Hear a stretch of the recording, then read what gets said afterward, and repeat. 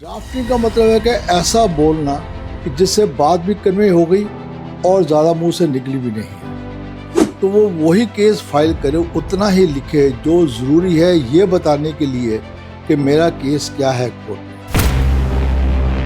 बच्चे ऊपर कॉन्फिडेंस होना चाहिए, पर इतना नहीं होना चाहिए कि सीखने वाली बात को बंद ही कर दे, मैंने सीखना ही नहीं है।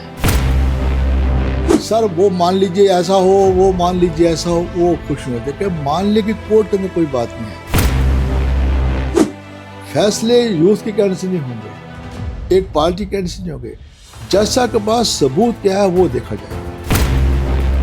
हर यूथ, हर लड़की, हर लड़का, छोटा बच्चा, बड़ा, सबके लिए मैंडेटरी हो से आई am an Indian. The New Indians presents Law and Justice by Vedic Legal in association with Vedic Legal and Company and the Senate of Jurists. नमस्कार, मैं हूं मणि और आप देख रहे हैं द न्यू इंडियंस। आज हमारे साथ एक बहुत ही जानी मानी हस्ती हैं। हमारे साथ हैं एक senior advocate of the supreme court of India APS Ahluwalia sir. पहले तो थैंक यू सो मच हमारे साथ जुड़ने के लिए, आपने हमारे लिए टाइम निकाला। We are really thankful for that. Sir, हम सबसे पहले इससे शुरू करेंगे जो एक एडवोकेट की नींव होती है, जो होती है उसकी ड्राफ्टिंग स्किल्स। तो सर, जो ड्राफ्टिंग स्किल्स होती हैं वो कितनी ज़रूरी होती हैं एक एडवोकेट को वो बनाने के लिए जहाँ वो आज हैं, और आप किन चीज़ों का ध्यान रखते हैं या किन चीज़ों का हमें ध्यान रखना चाहिए जब हम एक केस को ड्राफ्ट करते हैं? बहुत अच्छा सवाल है। जो स्टूडेंट वकालत को ज्वाइन करता है कि मैंने एक अच्छा वकील बनना है, तो बेसिक नेसेसिटी है ड्राफ्टिंग। जो भी ड्राफ्टिंग कोर्ट में पेश की जाएगी अल्टीमेटली उसके ऊपर रिजल्ट आएगा सारा, क्योंकि ड्राफ्टिंग के ऊपर केस बिल्डअप होगा, एविडेंस रिकॉर्ड होगा, आर्गूमेंट सुने जाएंगे और जज साहब की जो जजमेंट है वो भी ड्राफ्टिंग के ऊपर ही आएगी। तो ड्राफ्टिंग के हमारे असूल बने हुए हैं कि ड्राफ्टिंग कैसे होनी चाहिए। एक आदमी जो केस फाइल करता है और दूसरा आदमी जो केस को डिफेंड करता है, दोनों की ड्राफ्टिंग ज़रूरत है। जो फाइल करता है सिविल केस में उसको प्लेंट कहते हैं, और जो डिफेंड करता है उसको रिटन स्टेटमेंट कहते हैं, और उसके बेसिस पे फिर केस आगे चलता है। बाकी रूल्स हैं कि रिजॉइंडर आना है, रेप्लिकेशन आनी है, फिर उस पर एविडेंस बनता है। तो जो बिगिनर है लॉयर, उसके लिए बहुत ही ज़्यादा ज़रूरी है कि वो ड्राफ्टिंग पे जोर दे, और ड्राफ्टिंग के लिए एक फॉर्म्स बनी हुई हैं हमारी। ड्राफ्टिंग कैसी होनी चाहिए इसके लिए भी हमारे पास प्रिंसिपल्स हैं। आम वकील जो है आजकल वो ड्राफ्टिंग पे जोर नहीं लगाता। पुराने टाइम पे वकील साहबान छोटे छोटे प्लेंट्स फाइल करते थे, छोटे छोटे रिटर्न स्टेटमेंट फाइल करते थे। ड्राफ्टिंग का मतलब है कि ऐसा बोलना कि जिससे बात भी कन्वे हो गई और ज़्यादा मुंह से निकली भी नहीं है। सबसे ज़्यादा ये प्रिंसिपल ज़रूरी है। अगर एक आदमी अपना केस फाइल करता है कि मेरे को कुछ से कुछ पैसे लेने हैं, प्रॉपर्टी खरीदनी है, इसका मेरा एग्रीमेंट हुआ है, तो वो वही केस फाइल करे, उतना ही लिखे जो ज़रूरी है ये बताने के लिए कि मेरा केस क्या है कोर्ट में। तो उसके लिए एक हमारे पास जो CPC code of civil procedure, उसमें रूल है, only material facts to be stated, not the evidence, not the arguments. Material facts क्या है वो ये बताने के लिए जज साहब को, सर मेरा ये, मैं आपके पास क्यों आया हूँ, ये है मेरा केस आपके सामने। उसके आगे उसको जानने की कोई ज़रूरत नहीं है। तो मेरा ये एक एडवाइस है ऑल यंग लॉयर्स को, अगर आप जब भी कोई केस फाइल करते हैं या उसको डिफेंड करते हैं, ड्राफ्टिंग पे पूरा ध्यान दो।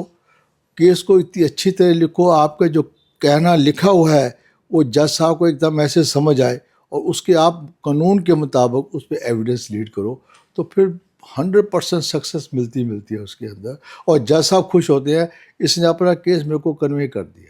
और अगर आप फालतू लिखेंगे, फालतू कमेंट्री उसके अंदर होगी, वो अप्रिशिएट नहीं कहता उस चीज़ को। तो जो आपने सवाल किया कि ड्राफ्टिंग कितनी ज़रूरी है, ड्राफ्टिंग बहुत ज़्यादा ज़रूरी है। उस पर बहुत ज़्यादा ध्यान देना चाहिए। कोई मटेरियल फैक्ट मिस नहीं करना, और जो ज़रूरी नहीं है उसको लिखना नहीं है। उससे ये होगा, आप उसको साबित कर नहीं सकते, आपने लिख दिया, आपके खिलाफ जाएगी। आपने जो ज़रूरी लिखना था वो मिस कर दिया, जैसा आप उसको कैसे पढ़ेंगे कि उसमें है ही नहीं लिखा हुआ। ये बात जब बहस शुरू होती है उस वक्त ये सारी बातें की जाती हैं। तो ड्राफ्टिंग सबसे ज़्यादा ज़रूरी है। बेसिक फाउंडेशन केस की ड्राफ्टिंग होती है। चाहे वो जिसने केस फाइल किया उसको प्लेंटिव बोलते हैं, यहाँ जो जो डिफेंड करता है उसको डिफेंडेंट बोलते हैं। और कंप्लेंट्स के अंदर कंप्लेंट इतनी कंप्लीट होनी चाहिए कि उसके अंदर सारे ऑफेंस के इंग्रेडिएंट्स आने चाहिए कि क्या ये ऑफेंस वाकई हुआ है कि नहीं हुआ। बाकी जैसा आप देखेंगे क्या करना है क्या नहीं करना है। जी, बहुत सुंदरता के साथ आपने ये जवाब हमें दिया है। इसके साथ ड्राफ्टिंग के बाद जो नेक्स्ट चीज़ जो आती है वो होता है जब आप कोर्ट में वो ड्राफ्ट प्रेजेंट करते हो या जब आप अपनी दलीलें पेश करते हो, तो सर वो कोर्ट रूम की आर्ट क्या होती है? आपको कैसे करना चाहिए कि शायद वो चीज़ सही तरीके से जज को कन्वे हो या उन्हें वो चीज़ आप मालूम करा सको? देखिए, ये सारी बातें यंग लॉयर जितना मर्जी इंटेलिजेंट हो, जो बड़ी खुशी की बात है कि बहुत इंटेलिजेंट है, उसने लॉ कॉलेज में बड़े अच्छे नंबर लेके पास किया है लॉ को, मगर ये सारी एक्सपीरियंस की बातें कोर्स ऑफ टाइम में आती हैं। ओवरनाइट कोई आदमी पूरा कंप्लीट वकील नहीं बनता, ना कोई जज बनता है। उसको टाइम तो लगाना ही पड़ेगा, चाहे किसी सीनियर लॉयर के पास ऑफिस में काम करे या किसी अपने और दोस्त के साथ मिलकर काम करे, उसे सीखे। जब वो कोई भी केस फाइल कोर्ट में होता है उसको देखे कि मेरे सीनियर ने ये केस ऐसे क्यों बनाया है, उसको समझने की कोशिश करे। उसके साथ जो कनेक्टेड रूल्स हैं, लॉज हैं, उनको पढ़े कि वाकई इसके मुताबिक ये केस बन गया है। अगर बन गया या उनको बताए। ज़रूरी नहीं है कि जो सीनियर है वो गलती नहीं कर सकता, वो भी गलती कर सकता है, मगर जो यंग लॉयर है उसको पता लग गया है कि ये कानून में है या उसने पढ़ के आया है, तो वो अपना बता सकता है वकील साहब को, सर इसमें ये कमी है, मेरी तरफ से लगती है, आप देखो ये ठीक है गलत है। तो उसको अप्रिशिएट करेगा कि जो मेरा यंग लड़का है नीचे, ये बहुत अच्छा काम कर रहा है, इसको समझ आए, इसके अंदर वो वकालत वाला एक जुनून है जो होना चाहिए वकील के अंदर। और इसको टाइम लगा के फिर आस्ता आस्ता जो माइंड है पॉलिश होता है, क्योंकि जब रोज़ कोर्ट में पेश होएगा 3-4 केसेस में, 5 केसेस में, 2 केसेस में, समझ आएगी कि वहाँ क्या बातचीत चल रही है। एक मैं और एडवाइस करूँगा, जो यंग लॉयर्स हैं, बजाय कि ये काम कम होता है उनके पास, बजाय कि इधर उधर बैठ कर टाइम वेस्ट करें, वो जाके कोर्ट में बैठे और देखेंगे केसेस कैसे कंडक्ट किए जाते हैं। ये एक बहुत अच्छा तरीका है लर्न करने के लिए कि एक वकील साहब दलील दे रहे हैं, दूसरे वकील साहब उसको रिफ्यूट कर रहे हैं और जज साहब सुन रहे हैं या अपना माइंड दिखा रहे हैं, बता रहे हैं कि ऐसे होना चाहिए नहीं होना चाहिए। तो उसको समझ आएगी आस्ता आस्ता आस्ता आस्ता कि ऐसे क्यों हो रहा है। नहीं समझ आएगी तो उनसे पूछ सकता है कि सर आप ऐसे क्यों कर रहे थे। जी, जिस बच्चे ने कॉलेज के अंदर दिल लगा के पढ़ाई करी है उसको पता है कि ये लॉ कौन कौन से हैं और वो उसको एकदम से अप्लाई करेगा। तो ये सारी प्रोसेस लर्निंग की जो है यंग लॉयर के लिए बहुत अच्छी है। कोर्ट में आए, बैठे, देखे, अपना केस भी करे, सीनियर के साथ केस करे और सीनियर को समझने की कोशिश करे कि ऐसे केस क्यों बनाया जा रहा है। एक आपको एग्जांपल देता हूँ, चाहे वो मैट्रिमोनियल प्रॉब्लम हो, चाहे प्रॉपर्टी की प्रॉब्लम हो, चाहे वो कमर्शियल प्रॉब्लम हो, किसी पैसे लेन देन की बात है, तो जब केस बनता है तो उसको देखे, उनको असिस्ट करे। हो सकता है कि जो सीनियर वकील है उसकी 40 साल 45 साल की प्रैक्टिस हो, तो बहुत हायर लेवल पे है उससे, मगर फिर भी वो उनसे पूछे ये कैसे हो रहा है, या वो कहेगा तुम इसको ऐसे करो तो उसको वैसे करेगा। फिर उसको समझ आ जाइए कि ऐसे क्यों कहा जा रहा है मेरे को करने के लिए।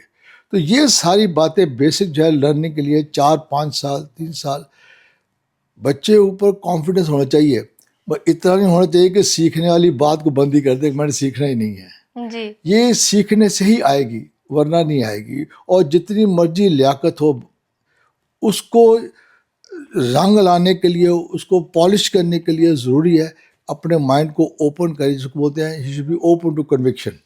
तो समझे कि ये क्यों कहा जा रहा है और समझ के उसको फिर अप्लाई करे, उसको बड़ा अच्छा लगेगा, उसको समझ आएगी और सीनियर भी बड़ा खुश है उसके साथ। जी। तो सर इसके साथ आपने ये तो बहुत अच्छे से समझा दिया कि जो यंग लॉयर्स हैं उनको कैसे करना चाहिए, बट सर जैसे कोर्ट रूम के अंदर जब आप होते हो तो हम जिनको कहते हैं ना डूज एंड डोंट्स, तो एक कोर्ट रूम के अंदर अगर एक लॉयर है तो उसके डूज और डोंट्स क्या होते हैं? देखो ऐसे है, अगर आप केस नया लेके आप फाइल किया आपने केस, जी तो उसको आप पटिशन भी बोलते हो, प्लेंटिफ भी बोलते हो, एपेलांट भी बोलते हो। अपील हो तो उसको एपेलांट बोलते हैं। और नई पटिशन हो, रिट्स वगैरह, उसमें पटिशनर बोलते हैं। अगर सूट हो तो उसमें प्लेंटिफ बोलते हैं। अब उसका काम है कोर्ट में जाके केस को पुट करना, जी केस जज साहब को बताना कि सर मेरा केस क्या है, तो उसको उस पर कन्फाइन करना चाहिए जो उसका केस है। जी इधर उधर की बातें नहीं करिए, दिया डोंट्स, डोंट्स नो नीड। आप इधर उधर जज साहब को लेफ्ट राइट मत करो, अपने केस पे ध्यान दो, अपने केस को पुट करो। क्योंकि दूसरे वकील साहब की टेंडेंसी होगी कि इनको डेविएट करूँ मैं, जी इनको प्रॉपर बहस ना करने दूँ, इनका माइंड चेंज करूँ, इधर से हटा दूंगा तो कंफ्यूज हो जाएंगे। वो आप अपने आप को फोकस करो अपने केस के ऊपर। जो आप तैयारी करके गए हो बहस के लिए, उसके लिए जो आपने एविडेंस लीड किया है उसके ऊपर फोकस करो, उसको मार्किंग करो। कोर्ट के अंदर जाओ, हर चीज़ आपके पास नोट के साथ बनी होनी चाहिए। उससे जज साहब इतने खुश होते हैं कि हमारा टाइम वेस्ट नहीं कर रहे। उनको वो सर आप फलाने पेज पे फलाना पैरा पढ़ो, वो पढ़ेंगे, वेरी गुड। ऐसे पे ऐसा पढ़ो, वो पढ़ेंगे।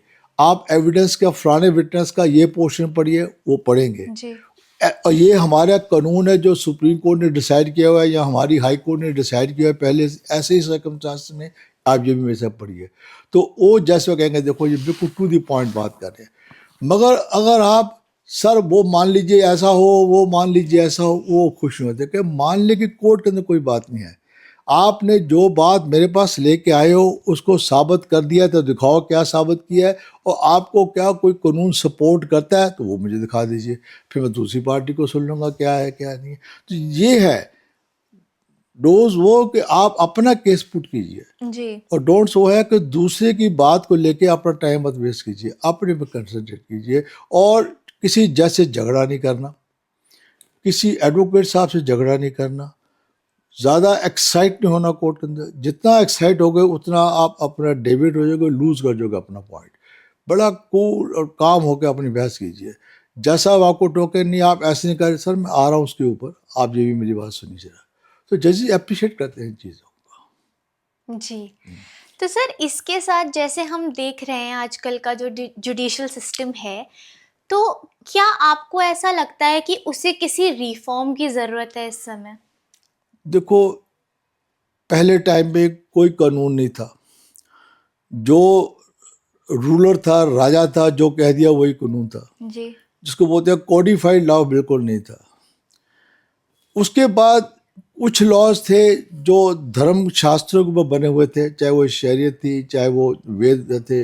इनके था कि आदमी गलत काम करे इसको क्या सजा देनी है। आम आदमी को नहीं पता था कि ये क्या है, कैसे सजा मिलेगी, नहीं मिलेगी, छोड़ दिया जाएगा, मार दिया जाएगा। जब इंग्लिश यहाँ रजीम आया हिंदुस्तान में, तो उन्होंने कोडिफाइड लॉ बनाया। चाहे वो सिविल लॉ था, चाहे वो क्रिमिनल लॉ था, चाहे वो एविडेंस लॉ था, तो वो लॉ लेके आए। लोगों को पता चला कि ये किताबों में क्या कानून लिखा हुआ है, इसके लिए क्या सजा है, या ऐसे केस को करेंगे तो हमें क्या इसमें हमें फ़ायदा होगा कोर्ट के अंदर जाके। वो फर्स्ट टाइम हुआ। जी लॉ जो है ये स्टैटिक नहीं होना चाहिए। लॉ जो है ये सोसाइटी के लिए है, सोसाइटी की बेटरमेंट के लिए है। और अगर लॉ स्टैटिक होगा और सोसाइटी बहुत तेज़ी से बदल रही है तो लॉ आउटडेट हो जाएगा, उसमें अप्लाई नहीं करेगा उसको। तो उसके लिए कौन लॉ बनाएगा? पहले लोग थे जो हमारे यहाँ पंचायत होते थे या हेड होते थे अपने गांव के अंदर, शहर के अंदर, सरकार बनाती थी उनको। अब हमारे पास पार्लियामेंट है, जी लेजिस्लेटिव असेंबलीज भी हैं, उनको अख्तियार दिया हुआ है कि आप कानून बनाओ। क्यों वो कानून बनाते हैं? क्योंकि हमारे जो लोग चुने हुए हमारी जगह से हैं, वो हमें जाकर रिप्रेजेंट करते हैं वहाँ पर। उनको पता है कि आम आदमी की तकलीफ़ क्या है, ये कितनी हाहाकार मुल्क में चल रही है, ये नहीं होनी चाहिए। पुराना लॉ है वो अब अप्लाई नहीं करता है, क्योंकि लोगों के हथकंडे बदल गए हैं कानून को तोड़ने के लिए। उसके लिए नए कानून भी होने चाहिए।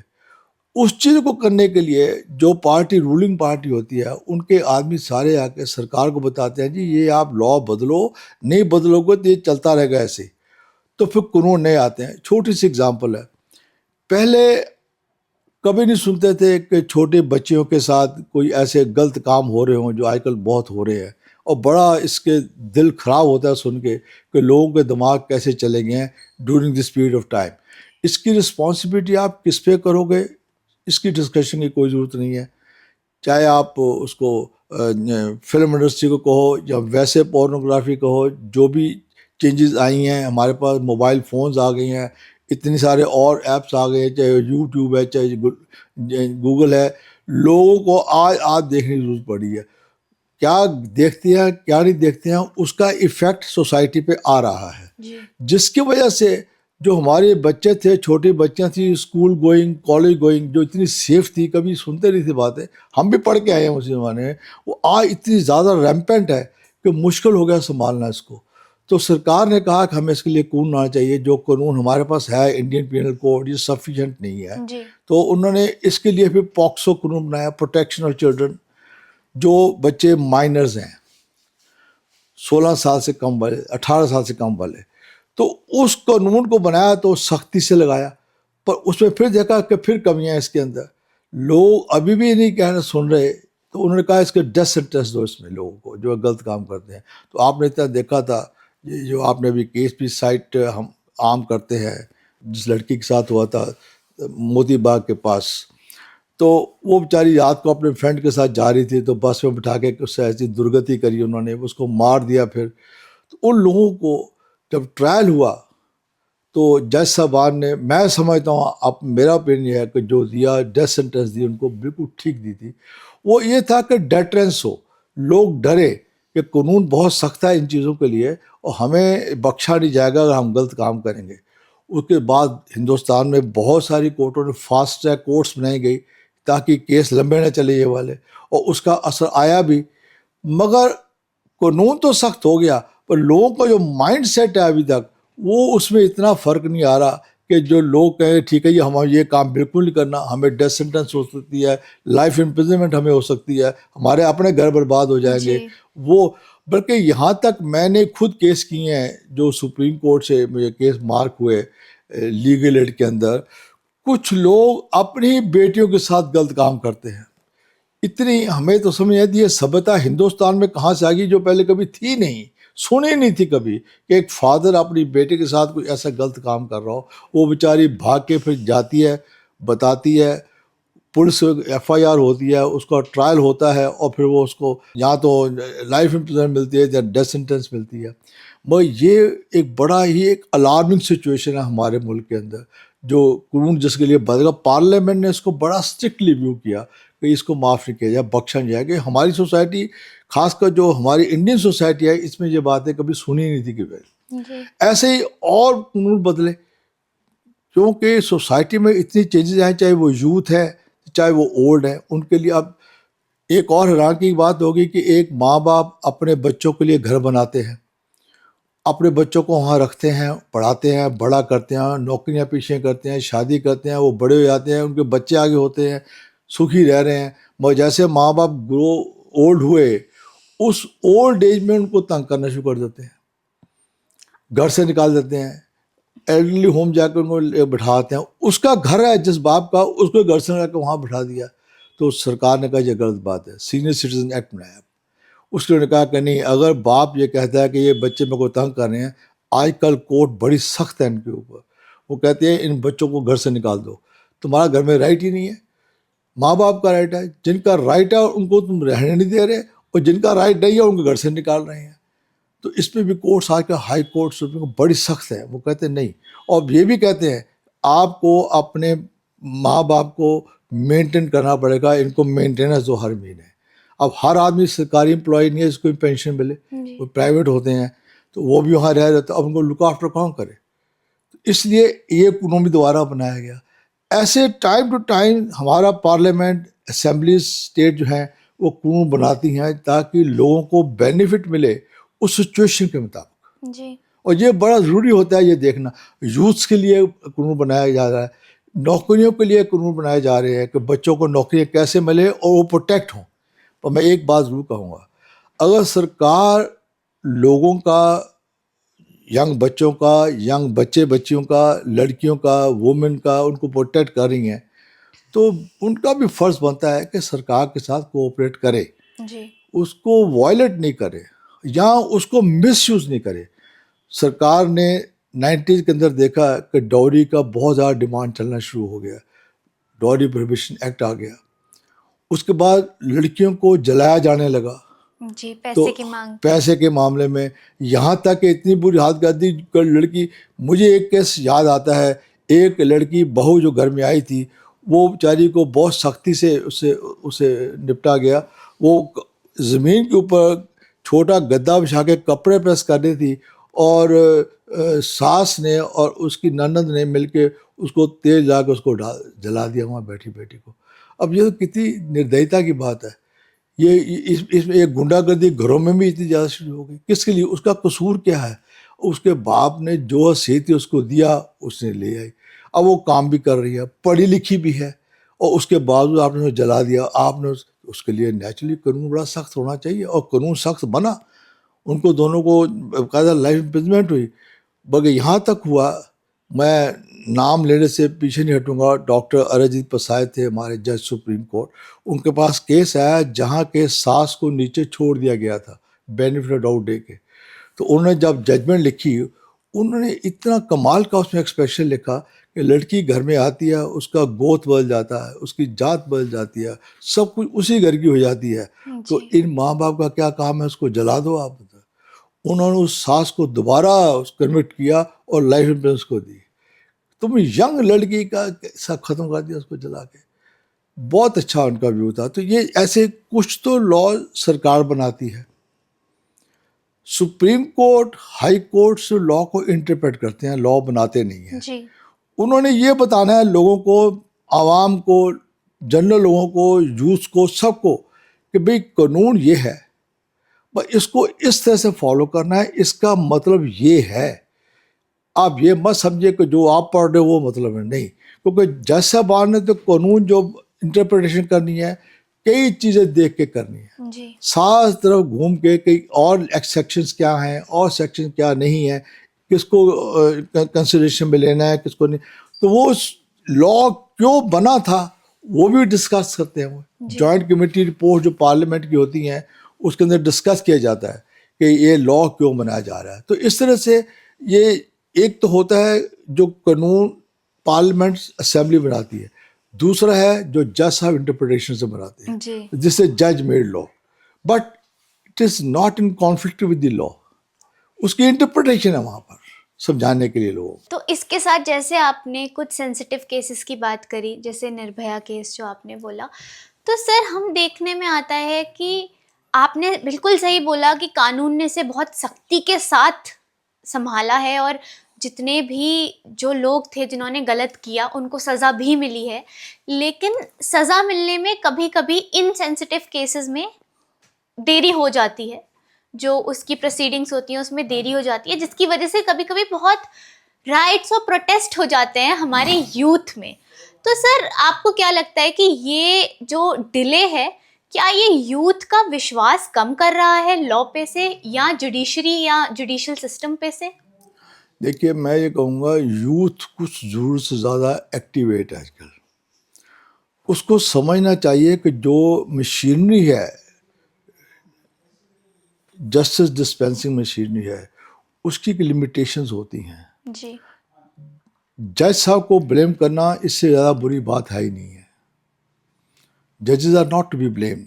जी। सुबह से लेकर शाम तक काम करते हैं। लोगों, जजेस के पास कई कोर्ट्स में 100 केस लगे होते हैं, 50 केस लगे होते हैं, 40 केस लगे होते हैं। अगर वो हर केस के अंदर तवज्जो नहीं दें, लोगों को ना सुने, तो वो कहते हैं मेरे को आपने सुना ही नहीं है, you have denied justice to me. जी। अगर वो सुनते हैं तो उसमें टाइम लगता ही लगता है। फिर एक वकील साहब को सुनेंगे, दूसरों को भी सुनेंगे, और जब वो एविडेंस रिकॉर्ड करते हैं तो उसमें फिर 3-4 गवाह आएंगे, कभी 5 गवाह आएंगे, कभी 2 गवाह आएंगे, तो उनको स्टेटमेंट भी रिकॉर्ड करनी पड़ती है। ध्यान रखना पड़ता है क्या हो रहा है क्या नहीं हो रहा। तो यूथ का ये कहना कि हमारा विश्वास कम हो रहा है, ये चाहते हैं कि मैंने आज केस पेश किया तो आज ही डिसाइड हो जाए, ये कभी होता नहीं है। देखिए मैं आपको बताऊं, अगर फौजदारी केस है, क्रिमिनल केस है, उसमें सबसे पहले जो शुरुआत होती है वो कंप्लेंट से होती है या एफआईआर बनने से होती है। पुलिस ने कॉग्निजेंस ली, एफआईआर रिकॉर्ड कर ली, अब उस पर एक्शन शुरू हो गया, इन्वेस्टिगेशन शुरू होगी। इन्वेस्टिगेशन मशीनरी में भी लोगों को पकड़ना, चोर भाग गया है, जब मुलजिम भाग गया है कैसे होगा, उसको फिर लाना, कोर्ट के अंदर पेश करना, उसकी रिमांड लेनी, जज कहते हैं इसका चार्ज लगाओ, चार्ज, अब चार्ज एक दिन में नहीं लग सकते, इट टेक्स टाइम। आप ये कहो जी केस 25 साल चल रहा है, वो तो ठीक है, अनरीजनेबल है, मगर ऐसे केसेस में जहाँ पॉक्सो है, डोमेस्टिक वायलेंस है, इनको आप एक्सपीडाइट करो। जहाँ प्रॉपर्टी पार्टी, लड़की को किसी को मेंटेनेंस मिलना है, इसको एक्सपीडाइट करो। मगर सीनियर सिटीजन के केसेस हैं, इनको एक्सपीडाइट करो।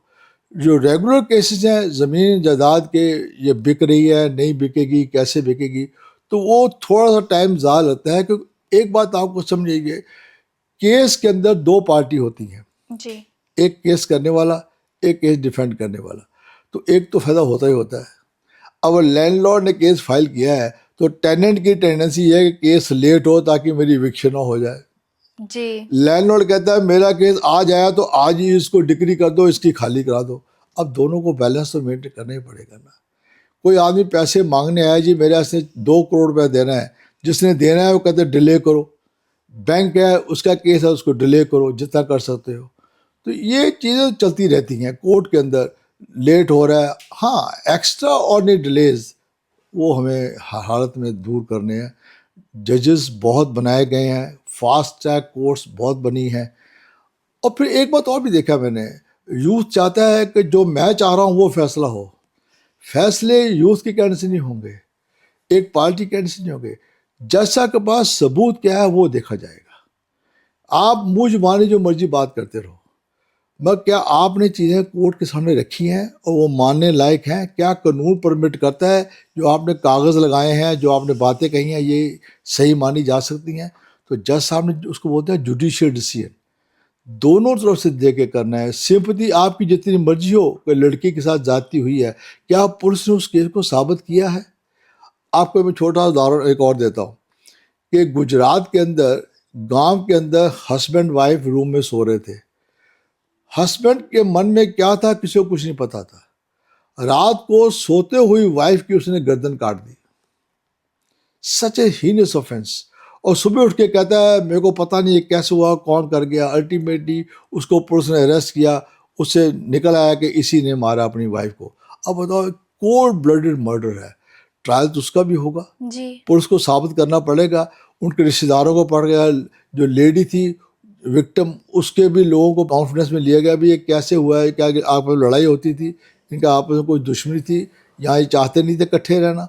तो सारा एविडेंस इकट्ठा हुआ, उसके बाद उसको लाइफ इम्प्रिजनमेंट मिली। ये साबित करना बड़ा मुश्किल था कि इसने जो उसका गला काटा वो इसको मारने के लिए काटा। अब पूछो भी और किस लिए काटा फिर? अब वो कहते हैं जी कि नहीं, ये औरत बहुत तंग करती थी, गालियाँ देती, वो इतना फ्रस्ट्रेट हो गया, उसने उसका गला काट दिया। अब वहाँ पर जज साहब के पास सिचुएशन आ गई, क्या ये इतना रेयरेस्ट ऑफ रेयर केस है, इसको डेथ सेंटेंस दूँ, इसको लाइफ इम्प्रिजनमेंट दूँ? तो सुप्रीम कोर्ट तक वो लाइफ इम्प्रिजनमेंट, बल्कि यहाँ तक हुआ कि जब कोर्ट में पेश हुए तो जज साहब कहने लगे is it a case we should interfere with, cold blooded murder.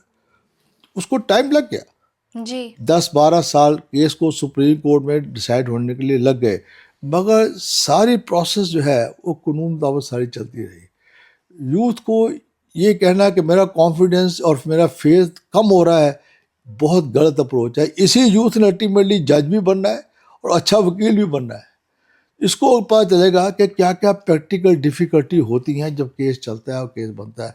ये सारी जो रिगर्स हैं ना, अपने आप आराम से बैठ जाते हैं, उसमें सब ठीक हो जाती है अपने आप। पर शुरू में youth is too active, he should not be, patience.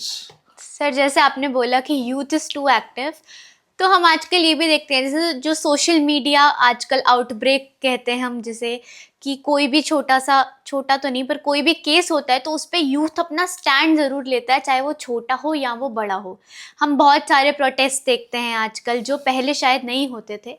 तो आपके मानने में क्या वो एक जुडिशरी पे दबाव बनाता है या वो सिर्फ यूथ का, जो आपने बोला, प्रोएक्टिवनेस है? तो वो ऐसे है, अगर आप ये कहो कि सोशल मीडिया इस तरह से को डिस्प्ले करता है, सोशल मीडिया को भी रिस्ट्रेन अप्लाई करना चाहिए, वो प्रोवोक ना करे किसी को। लोगों को न्यूज़ इसलिए सुनाई जाए कि लोग प्रोवोक हों। देखो मैं कितना बड़ा आपको न्यूज़ सुना रहा हूँ और उसको बार बार रिपीट करना, सारा दिन में वही दिखा दिखा के ये होना चाहिए, ये होना चाहिए। जो न्यूज़ रीडर है, जहाँ जो न्यूज़ बनाई जा रही है, उसको सोचना चाहिए इसका अल्टीमेटली इम्पैक्ट क्या होगा, आप पर वो किसको कर रहे हो। जी। चाहे वो रॉयट्स हो सिचुएशन हो, चाहे वो स्टूडेंट्स की अपने इंडस्ट्री प्रॉब्लम्स हो, मगर ये कहा जाए कि इसका इफ़ेक्ट कोई प्रेशर जुडिशियल ऑफिसर के ऊपर आता है जो केस हैंडल कर रहा है, नहीं। अगर वो आता है तो उसका मतलब वो भी बैलेंस नहीं है। उसको सोच कर चलना पड़ेगा कि जो मेरे पास प्रोजेक्ट किया जा रहा है क्या वाकई ये है कि नहीं है। एक तो है कि मीडिया में दिखाया गया वो थप्पड़ मारा कैसे, अब लोग कहते हैं अब ये इसको भी ये लोग मैनेज कर लेते हैं, कैसे मारा गया कैसे नहीं मारा गया। जो जिसकी शक्ल बदल दी ये भी देखो वहाँ पर खड़ा था, जी। अब वो पता है एक्चुअली खड़ा था कि नहीं खड़ा था। तो इन चीज़ों को देखने के लिए, साबित करने के लिए जज साहब के पास सबूत आएगा। उसके लिए पुलिस जो है वो कानून के मुताबिक सबूत लेके आएगी कि ये आदमी रॉयटर्स में है, इन्वॉल्व है कि नहीं है। अगर वो राइटिंग में इन्वॉल्व नहीं है तो उनको पनिश क्यों किया जाए, जी। और अगर है तो उनको छोड़ा क्यों जाए फिर। बाकी प्रेशर आपका कहना तो जिसे नोन है ट्रायल बाय प्रेस, ये जब हम पढ़ते थे LLM तो उस वक्त मुझे याद है ये एक सब्जेक्ट था फॉर डिसर्टेशन, तो एक हमारे कोलीग ने इसको हुआ था कि ट्रायल बाय प्रेस। जी। हालांकि उस वक्त इतना एक्टिवेट नहीं था, अब तो बहुत ज़्यादा है। क्योंकि और आप देखो चैनल देखो किस तरह शाम को यही डिबेट चल रही होती है कि हमारे मुताबिक ये होना चाहिए, मुझे होना नहीं चाहिए ऐसे। आप अपना काम करते जाओ जो करना है, लोगों को बताओ कि ये क्या हो रहा है, मगर उसके ऊपर इम्पोज मत करो कि ये होना चाहिए। जो होना चाहिए वो जज साहब देखेंगे क्या कानून परमिट करता है क्या नहीं करता है, केस वहाँ कैसे पुट होता है। आपको ये भी बात समझनी चाहिए, जो मौके पे वारदात हुई है जब तक वो कोर्ट में जाती है वो बदली जाती है सारी की सारी, पता नहीं क्या होता है, किसने कैसे कर दिया, कुछ नहीं पता होता इस चीज़ का। और जो सामने आता है तभी लोग छूट जाते हैं और तभी लोग पनिश हो जाते हैं, सारा उस पर डिपेंड करता है। पर यूथ के लिए एक बड़ा स्ट्रॉन्ग मैसेज है, आप अपना जो आपके अंदर जो एक ये भावना है कि बहुत बुरी बात हुई है नहीं होनी चाहिए, वो रखो। उसके लिए आप जितना सपोर्ट कर सकते हो थ्रू ऑर्गेनाइजेशन, आप पुलिस की या कंप्लेंट्स जो FIR उसमें जाके जज साहब को बताओ, जाके गवाह साबित करो वहाँ जाके है कि नहीं है। मैं ऐसे शोम चाहते रहना ये हो गया अब जज साहब बुरे हैं और ये नहीं किया, ऐसे होता नहीं है। अब देखिए इतने केसेस नेताओं के खिलाफ हो रहे हैं जी। जो इन्होंने किसी ने पैसे खाए हैं, किसी सरकार ने किसी बेसिस पे केसेस बनाए हैं, लेट हो रहे हैं। लेट कैसे होते हैं, कोर्ट में पेशी होती है, वकील साहबान आते हैं, केस कंटेस्ट किया जाता है। अब उसके लिए कोई आदमी, अब अगर एक्यूज ही बीमार है तो केस चलेगा कैसे, उसके अफसर में केस चल नहीं सकता, तो डेट पड़ेगी। और कोई डेट क्यों पड़ रही है, तो कानून में ये खामियां नहीं है, ये एक प्रैक्टिकल प्रॉब्लम्स होती हैं। हम उसको प्रॉब्लम भी नहीं कहते कि ये पार्ट ऑफ ट्रायल होता है। ज़रूरी नहीं है कि हर बात में मान वकील साहब बीमार हैं, जज साहब छुट्टी पे हैं, उनको कोई प्रॉब्लम आ गई है तो डेट तो पड़ेगी। तो यूथ को ये समझना चाहिए कि आप अपना डिसीजन मत इम्पोज करो। हाँ, आपके पास पूरा राइट है, आप उसको विंडिकेट करो, बताओ, समाज को बताओ, सरकार को बताओ कि ये जो हुआ है ये गलत हुआ है, ये ऐसे नहीं होना चाहिए। और इसकी आड़ लेके, कोर्चर लेके आप जज साहब के ऊपर प्रेशर डालो, ये तो खैर बिल्कुल ही गलत बात है, हो सकता ही नहीं है। प्रेशर के अंदर जज कोई कैसे डिसाइड करते हैं। और मैं नहीं समझता कि कोई ऐसे जज साहब है जो ये कहेंगे जी क्योंकि इन्होंने शोम चाहा तो मैंने फैसला ऐसा कर दिया। जी। ये कभी होता नहीं है। सर शोर मचाने का तो यूथ का इतना इम्पैक्ट नहीं पड़ता है, लेकिन जैसे आपने बात करी, क्या मीडिया ट्रायल्स का भी केस की हियरिंग पे कोई असर नहीं पड़ता? क्योंकि कभी कभी जो लॉयर्स और जजेस से ज़्यादा हम बात करें तो मीडिया प्रोएक्टिव होती है कि कन्विक्टेड अब लाया जा रहा है, ये दलीलें पेश हो रही हैं, तो क्या उस चीज़ का भी जो उनके ओपिनियंस हैं या जो वो मुद्दे लेकर आते हैं, क्या उनका भी कोई असर नहीं होता है? देखो ऐसे ये आपने जो बात कही ना, ये मेरे को अच्छा क्वेश्चन लगा कि मीडिया जितना मर्जी 24 घंटे दिखाता रहे। जी मान लीजिए कि मैं एक जज हूँ, हाईएस्ट कोर्ट में हूँ, और मैं देख रहा हूँ, जी क्या मेरे पे इसका इम्पैक्ट आएगा? जी इतना लॉन्ग टेन्योर होने के बाद एज ए जुडिशियल ऑफिसर अगर मेरे पे इस पर इम्पैक्ट आता है तो फिर मैं ठीक नहीं हूँ। देखिए मैं न्यूज़ सुन रहा हूँ, अब मेरे पास वो मसाला क्या आएगा?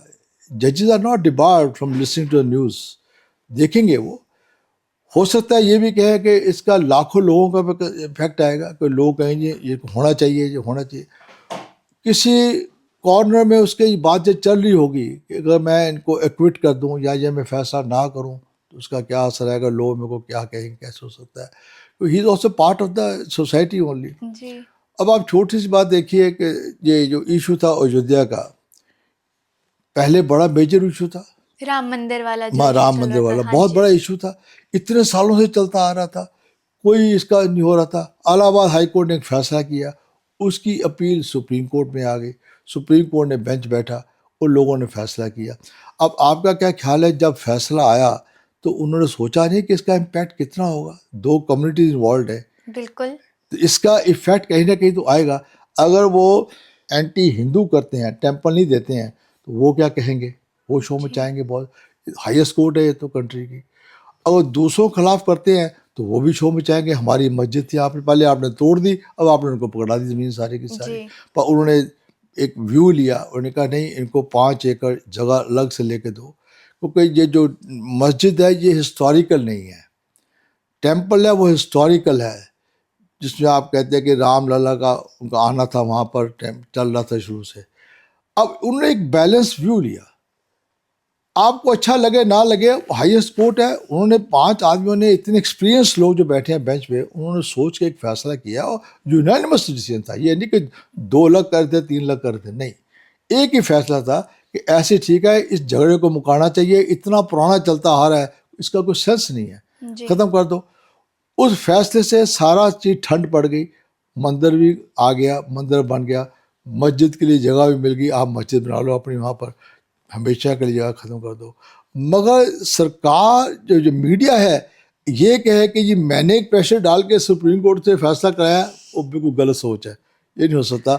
वो जहाँ पर चाहे हाई कोर्ट जज साहब हों, चाहे वो सुप्रीम कोर्ट जज साहबान हों, इवन जो डिस्ट्रिक्ट लेवल पे जजेस हैं, इन पे आप बार बार सुनेंगे, उसका कहीं ना कहीं माइंड में इम्पैक्ट आता है। मगर आदमी को बैलेंस रहना चाहिए जी कि इससे ज़्यादा बुरा इफेक्ट वो आएगा जब मैं फैसला गलत करूँगा, क्योंकि मैं न्यूज़ सुन रहा हूँ, एक आदमी सुन रहा हूँ, दूसरी तरफ से न्यूज़ कोई नहीं आ रही मेरे को, इसलिए वो फैसला गलत हो जाएगा अगर उस इन्फ्लुएंस में आकर फैसला लिया जाएगा तो। जी, इसी के साथ आपने फैसले की बात करी या मीडिया की बात करी, तो इसमें ना हमारे जो फंडामेंटल राइट्स हैं, जो हम कहते हैं कि हर सिटीजन को राइट दिया जाता है, क्या वो भी थोड़ा सा खतरे में है? क्योंकि जैसे हम आर्टिकल 19 की बात करते हैं, जो कि हमारा फ्रीडम ऑफ स्पीच है, तो आजकल उसमें भी काफ़ी विवाद चल रहा है फ्रीडम ऑफ स्पीच के ऊपर कि मैं तो ये बोलने के लिए फ्री हूँ, ये मेरा फंडामेंटल राइट है, मैं तो बोलूँगा।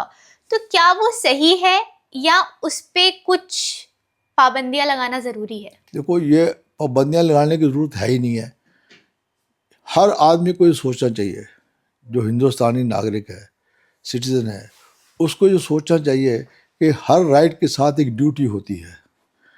कोई भी ऐसा लॉ नहीं है, चाहे अपने घर में क्यों ना हो आप, अगर आपका घर में रहने का राइट है तो आपकी ड्यूटी भी है उस घर को आप संभालो। जी ये नहीं कि ड्यूटियां सब हमारी हैं और राइट जो है वो हम अपने एक्सरसाइज करेंगे, ये नहीं हो सकता। हिंदुस्तान के जितने अवाम हैं वो सबको राइट मिला हुआ, आर्टिकल 19 में सबको मिला राइट। जो फ्रीडम 5 हैं, घर बनाओ, बोलो, खाओ पियो, जहाँ मर्जी घूमो फिरो, मगर ड्यूटी उसके साथ क्या है कि आपने एक दायरे से बाहर नहीं चलना जिससे हिंदुस्तान की इंटेग्रिटी में कोई कमी आए, फ़र्क आए, उसको आपने वहाँ रोक लगा देनी है। और ये केशवचंद्र भारती केस में तभी यह फैसला हुआ था कि ठीक है, आप बेसिक फीचर कॉन्स्टिट्यूशन के आप नहीं बदल सकते, मगर पार्लियामेंट चाहे फ्रॉम टाइम टू टाइम जहाँ पर कोई रिस्ट्रिक्शंस लगानी हो, जहाँ पर देखना हो कि हमें ज़रूरत पड़ रही है अब, तो आप उस चीज़ को बदल सकते हो। तो वो बदले भी बार बार उन्होंने, चाहे वो आप देखिए बैंक कलेनाइजेशन केस था, प्रीवी पर्सेस केस थे, तो उस वक्त गवर्नमेंट ने कहा कि नहीं, ये अब प्रीवी पर्सेस केस जब प्रिंसेस नहीं है तो प्रिंस का केस ये करना हमने, उन्होंने सब डिस्पेंस कर लिए। बैंक्स के अंदर जो लोगों को लोन ही नहीं मिलते थे, लोग कोई कुछ ले ही नहीं सकते थे, उन्होंने कहा नहीं, बैंक सारे नेशनलाइज कर दो। आज देखिए हर आदमी जब जाके अपने बैंक से लोन ले सकता है। वो राइट तो ठीक है, कायम है, मगर ड्यूटीज़ को भी अपने हर हालत में अपने माइंड में रखना पड़ेगा कि हमारी ड्यूटीज़ क्या है, हमने कैसे करना है। आपने जो आगे सवाल किया कि ये इसके साथ लोग ये फील करते हैं कि हमारे तो राइट, जब हमारे बोलने का हक हमें बोलने दिए जा रहा है। देखिए, आप बोलिए, मगर वो बोलिए जो देश के हक के लिए हो। आप गवर्नमेंट को क्रिटिसाइज करिए, क्रिटिसाइज करने तो डेमोक्रेसी है। अगर आपने बोल ही नहीं सकना, मैं ये ना कह सकूँ आप ये बातें गलत कर रहे हैं, मुझे पसंद नहीं है, इसमें मैंने देश की इंटेग्रिटी में कोई हाथ नहीं कहा। आपके बोलने पे मैंने कहा, आपकी जो सोच है इसको चैलेंज कर रहा हूँ। पार्लियामेंट में डिबेट्स किस चीज़ की होती है? रूलिंग पार्टी अपनी मैनिफेस्टो को इम्प्लीमेंट करती है जी। और मैनिफेस्टो इलेक्शन से पहले आता है। उसमें लिखा जाता है कि हम पावर में आएंगे, आप लाओगे तो हम ये काम सारी पब्लिक के लिए करेंगे, मुल्क के लिए करेंगे। दूसरी पार्टी का अपना मैनिफेस्टो होता है, वो भी कहते हैं हमने एक पार्टी चुन ली और रूलिंग पार्टी जो है वो पावर में आ गई, अब वो अपना मैनिफेस्टो इम्प्लीमेंट कर रहे हैं। पार्लियामेंट में डिबेट होगी क्या ये लॉ बन के आए कि ना आए। अब आप देखिए कितने अफसोस की बात है कि एक रूलिंग पार्टी जो कि ड्यूली कॉन्स्टिट्यूटेड पार्टी है और ड्यूली इंस्टॉल्ड पार्टी है एज पर कॉन्स्टिट्यूशन, उनको आप काम करने नहीं दे रहे। ऑपोजिशन पार्टी अपने को मुद्दा बना के कि आप इसके ऊपर डिस्कशन करो जिसकी कि कंट्री के साथ चाहे कोई लिंक हो ना हो, मगर आप जो आगे जो कानून बनाने हैं, लोगों को बेनिफिट पहुंचने हैं, वो बनने नहीं दे रहे। आप इतना टाइम वेस्ट हो रहा है, लोगों को बेनिफिट मिलना चाहिए, वो उतना प्रोलॉन्ग हो जाएगा। हाँ, किसी ने कोई गलत काम किया हुआ है, उसकी इंक्वायरी होनी चाहिए, वो आप डिस्कस करो, हमें उसमें क्या एतराज़ हो सकता है, मगर उस चीज़ को लेके कानून को ना बनने देना या पार्लियामेंट को अगर ना चलने देना, असेंबलीज को अगर नहीं चलने देना, वो बहुत बुरी बात है, वो पब्लिक को अच्छी लगती है। हाँ, अगर पब्लिक कहेगी आप ये कानून मत बनाओ, अपने आप वो रोड पे आ जाएंगे, आपने ये कानून गलत बनाया, हमें पसंद नहीं है, तो अब गवर्नमेंट को रिप्रेजेंटेशन करने के लिए भाई इस काम को रोकना चाहिए। फंडामेंटल राइट्स आपके कायम हैं, किसी ने ब्रिज नहीं किया है। आप बताइए कहाँ ऐसा कानून बना है कि आपकी स्पीच के ऊपर लगाम लगा दी गई है? कोई ऐसा कानून बना ही नहीं है। बल्कि इतना ज़्यादा बोला जा रहा है कि आजकल तो लीडर्स लोग डिफेमेशन के केसेस फाइल कर रहे हैं लोगों के खिलाफ, इसी से आगे कि आप जो बोल रहे हो सारा गलत बोल रहे हो, हमारे खिलाफ बोल रहे हो। पहले कभी होता नहीं था ऐसे केसेस था, तो इसलिए साबित करता है कि फ्रीडम ऑफ स्पीच में कोई कमी नहीं है, ना राइट टू एक्वायर प्रॉपर्टी में कमी, जो मर्जी प्रॉपर्टी जहाँ मर्जी जाके ले लो, कोई कमी है ही नहीं। सर, जैसे हम फंडामेंटल राइट्स की बात करते हैं तो एक आता है रिलीजियस फ्रीडम और दूसरा आ जाता है सेक्युलरिटी। तो आप इन दोनों को एक जुडिशियल व्यू से कैसे देखते हैं और इनमें क्या डिफरेंस है? देखो, सबसे पहले आप हमें ये पता होना चाहिए कि सेकुलरिज्म क्या है। Secularism is respect for all religions. जी। कोई पर्टिकुलर रिलीजन नहीं है, चाहे हिंदू हो, सिख हो, ईसाई हो, मुसलमान हो और पारसी जुगाड़ जितने हैं, सब रिलीजन्स की रिस्पेक्ट होनी चाहिए। कॉन्स्टिट्यूशन हमारा कहता है all citizen of India shall have the right to profess their religion. जी। कोई रोक टोक उसके पर नहीं है। तो उस तरह से जो रिलीजन है it is independent of secularism. क्यों? रिलीजन मेरा सिख है, मैं हिंदू हूँ, मैं ईसाई हूँ, कॉन्स्टिट्यूशन कहता है we will respect your religion. जो आपके रिलीजन के तौर तरीके हैं हम सब उसकी इज्जत करेंगे। हम ये नहीं कहेंगे, जैसे मान लो सिक्स के अंदर आप कृपान नहीं पहनो, कॉन्स्टिट्यूशन में गारंटीड है आर्टिकल 30 में कि every Sikh can wear small kirpan, 9 inches kirpan, वो हमारा सिख रिलीजन कहता है, परमिट करता है। अब हिंदूज के लिए कि हमारी बोधी होनी चाहिए तो उसको परमिट करते हैं, आपको क्या नुकसान रहा बोधी रखने में? रखो भाई, हम अपना धर्म कैसे पूजेंगे? कॉन्स्टिट्यूशन ने कहीं नहीं कहा आप ऐसे नहीं, ऐसे ही पूजेंगे। तो वो सरकार ने ये कोई रिस्ट्रिक्शन नहीं लगाई किसी के ऊपर कि आप अपना धर्म कैसे चलाते हो, चलाओ। उसका इफेक्ट कंट्री पे नहीं आना चाहिए। Secularism is only meant to respect all religions, protect all religions. कई एक्ट्स भी बनाए गए, बहुत कुछ किया गया, मगर ये कह देना कि रिलीजन जो है ये सेकुलरिज्म की वजह से इफ़ेक्ट हो रहा है या सेकुलरिज्म इफ़ेक्ट हो रहा है, मैं इस बात को मानता, बिल्कुल मानता। जब तक हमारे इंटेंशंस क्लियर हैं और हम अपने दूसरे की इज्जत करते हैं तो कोई इसमें फ़र्क नहीं पड़ता। आजकल देखिए जितनी नई कॉलोनीज बनती हैं, डीडीए ने डेवलप करी हैं दिल्ली के अंदर, या बाहर भी देखो जाके, सब में एक टेंपल है, साथ में गुरुद्वारा है, साथ में कोई और क्रिश्चियंस का टेंपल बना हुआ है। तो उसमें कोई बुरी बात नहीं है, अपना अपना सब प्रोफेस कर रहे हैं। अब आप मेरे को क्यों फोर्स करते हो कि मैं इसी के अंदर जाऊंगा? नहीं, जिसमें मेरा मर्जी मस्जिद है। साथ में आर्य समाज मंदिर भी बना हुआ है, चाहे एक सनातन धर्म बनना बना, साथ में आर्य मंदिर बना हुआ है, तो बनने दो, जो जो करता है उसको पूजा करने दो। पर ये तो कहीं नहीं कहा कॉन्स्टिट्यूशन है कि नहीं नहीं यहाँ एक ही चीज़ बनेगी और कोई बन नहीं सकती। तो secularism has to be kept on a different platform as far the religions are concern. और सेकुलरिज्म का मतलब ये क्लियर होना चाहिए, बार बार कहा गया है, secularism only means respect for all religions, not for any particular religion. तो जैसे हमारा जो लीगल सिस्टम है या जुडिशरी है, वो जो सेंसिटिव मैटर्स होते हैं, जैसे कास्ट डिस्क्रिमिनेशन हो गया, आपका जेंडर इक्वालिटी हो गई, तो उस पे अभी क्या वर्क कर रहा है? क्योंकि ये चीज़ें भी आजकल काफ़ी ज़्यादा निकल के आ रही हैं, कि ऐसे केसेस भी निकल के आ रहे हैं कि किसी को, मतलब जैसे लोग होते हैं ना कि आप विमेंस को डोमिनेट करते हैं, दो आजकल वो बहुत एम्पावरमेंट का फेस चल रहा है, लेकिन अभी भी जो डाउरी सिस्टम है वो कहीं ना कहीं प्रिवेल कर रहा है, जो फीमेल इन्फेंटिसाइड्स है वो कहीं ना कहीं प्रिवेल कर रही हैं।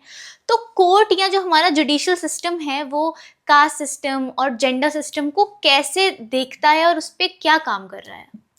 देखो ऐसे है कि जहाँ तक कास्ट और जेंडर सिस्टम है, ये आज प्रचलित नहीं हुआ, जी इसकी इतनी डीप रूट्स हैं। आप देखो कितने ही सालों से ये चलता आ रहा था ऐसे। जहाँ तक कास्ट का सवाल है, पहले ब्राह्मण राज था।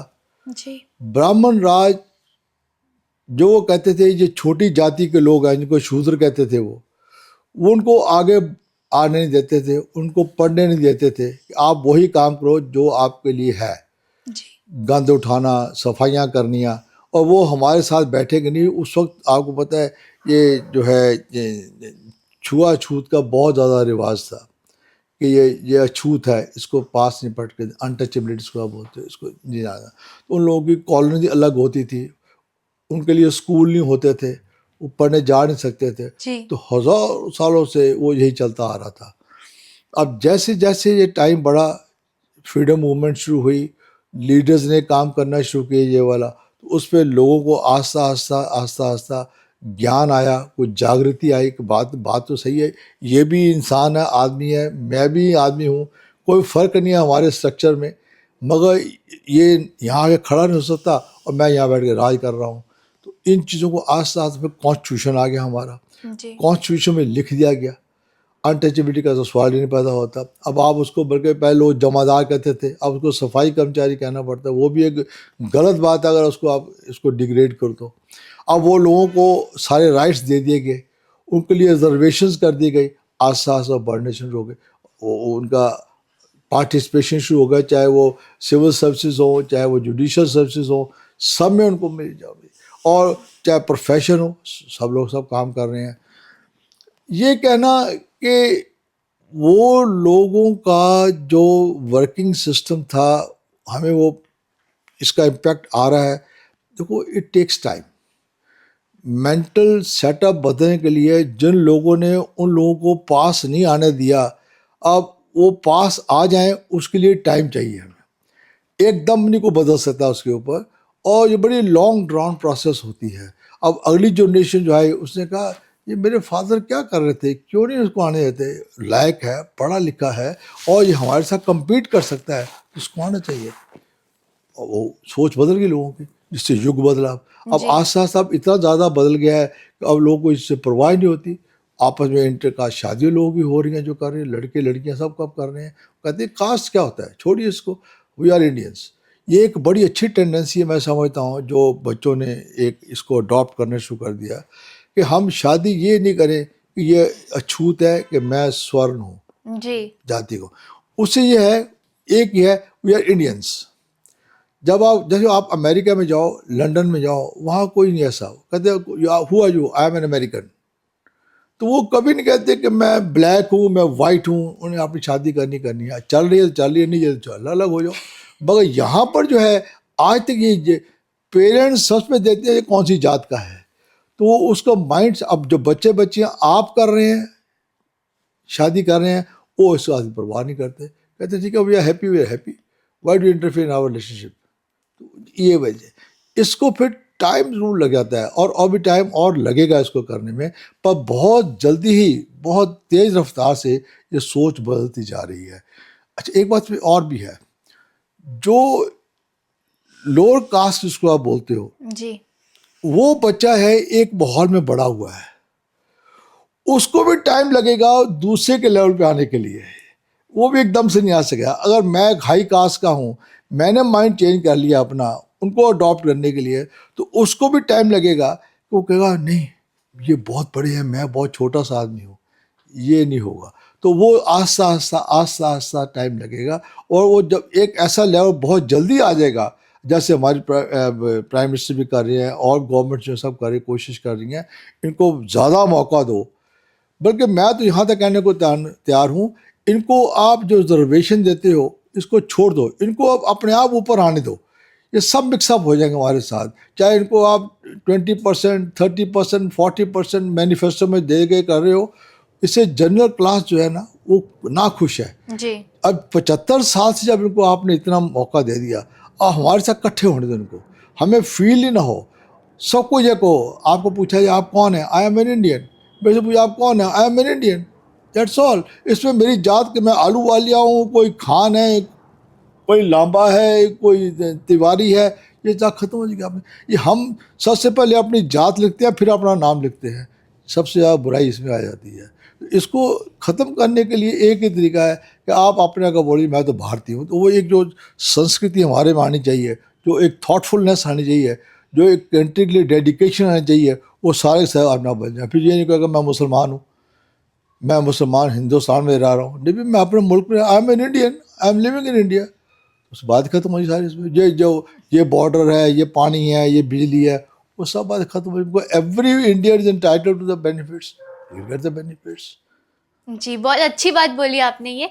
इसके साथ मैं आपसे एक चीज़ पूछना चाहूँगी कि जैसे हम बोलते हैं कि आप जूनियर एडवोकेट हैं, फिर आप एडवोकेट बनते हैं, फिर आप सीनियर एडवोकेट बनते हैं, तो आप जूनियर एडवोकेट्स को क्या एक सलाह देंगे कि एक एडवोकेट जो अभी प्रैक्टिस करना स्टार्ट करे हैं उनमें, और एक आप जैसे सीनियर एडवोकेट में क्या डिफरेंस होता है, और वो किस तरीके से धीमे धीमे आगे बढ़ते हैं? देखिए, सबसे पहले तो जो कॉन्सेप्ट है ना, junior advocate and advocate, senior advocate, ये तो इसको डिस्कस करने का मतलब ही नहीं है। जूनियर एडवोकेट कोई फिलॉसफी नहीं है, ना कोई डेफिनेशन है, ना ही प्रोफेशन में एक्सेप्ट करते हैं इसको। हाँ, ये कह सकते हैं कि he is junior to me. जी जब वो लॉ पास करके आ गया, मैंने लॉ पास कर लिया, तो हम एक लेवल के हो गए। उससे क्या है, अब उससे सीखना है। So is a learning advocate. Learning कभी भी ओवरनाइट नहीं होती। अगर आपने कल लॉ का टीचर बनना है तो आपको 25 साल लगाने पड़ेंगे यूनिवर्सिटी के अंदर, क्लास 1 से लेके LLM तक। फिर आपको जज किया जाएगा आप पढ़ाने के लायक है कि नहीं है, और आपने पढ़ाना शुरू कर दिया। ये प्री कंडीशन है एक लेक्चरर बनने के लिए लॉ कॉलेज में या किसी और सब्जेक्ट में बनने के लिए। सिमिलरली, जब वो एक वकील साहब ने लॉ पास करके प्रोफेशन को ज्वाइन कर लिया, किसी भी वॉक ऑफ लाइफ में, चाहे वो क्रिमिनल लॉ हो, लेबर लॉ हो, इनकम टैक्स हो, सिविल लॉ हो, तो जब वो वहाँ आ गया, अब उसने काम सीखना है, तो he will join the chamber of some senior lawyer. उसको जगह मिल जाए तो मिल जाती है। आजकल तो कॉर्पोरेट कंसर्न्स बड़े हैं, जहाँ मर्जी आप चले जाओ। अब उसे क्या है, वहाँ जाके वो लर्न करेगा कि मेरे वकील सीनियर वकील साहब हैं। अच्छा, एक बात और भी है, जब वो किसी सीनियर को ज्वाइन करेगा तो उसमें बहुत सारी बातें लर्न करेगा कि लॉ प्रोफेशनल एथिक्स क्या है, मैंने कैसे कोर्ट के अंदर काम करना है। एक वकील साहब नए नए आए तो वो बैंड नहीं लगाया हुआ या टाई ठीक नहीं लगाई हुई, कोट ठीक नहीं पहना हुआ और आके खड़े होकर जी मैं तो वकील साहब हूँ, उसको सीरियस सीखना पड़ेगा कि मैंने अपना कैसे अपने आप को अच्छी तरह ड्रेसअप करके, क्योंकि एक ढंग होता है काम करने का हर का, तो अपने यूनिफॉर्म पहन के अच्छी तरह बैंड लगा के कोर्ट में उनके साथ पेश हो, फाइल कैसे उठानी है, फाइल में क्या क्या कर रहे हैं, वो उस वहाँ से लर्न करेगा। कुछ साल लगेंगे ये देखने के लिए कौन से कागज़ फाइल में कहाँ कहाँ लगाने होते हैं, कौन से पेपर्स डॉक्यूमेंट फिल करके आपने कोर्ट में फाइल करने होते हैं। मोस्ट ऑफ द टाइम जो न्यू एंट्रेंट लॉयर्स हैं वो ऑफिस के क्लार्क से सीखते हैं, दे आर बेटर एक्सपर्ट्स।